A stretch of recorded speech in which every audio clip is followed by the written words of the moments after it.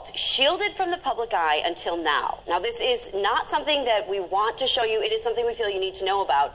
These people are paid with taxpayer dollars. We need to give you a warning, though, before we actually show you the rest of the video. What you'll see here is graphic. What's said in this initial meeting between Sean Porter and Matthew Jaskula moments before this violent takedown inside the city lockup in downtown Buffalo is unclear.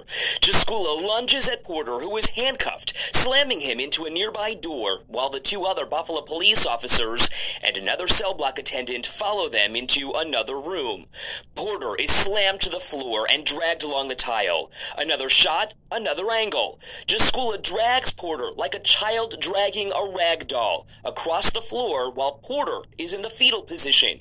You can actually see other inmates perk up watching Jaskula drag Porter to his cell. Two men grab medical gloves. Both police officers stand there, one with enough time to spit into a water bottle, watching the jailers rip Porter's clothes off while Porter stands in a puddle of his own blood. He's then put in restraints with some sort of a mask on his face, wheeled into another cell where he sits and waits for someone to come and help him. He was removed from the restraint chair and walked out of his cell, and by the city's own clock, that was more than 90 minutes later. In his boxers, he's walked through the lockup as a new inmate and two other attendants watch. You can see this one guard's face drop from a smile to a look of disbelief. This whole thing started at 10 o'clock at night on May 19th, 2016.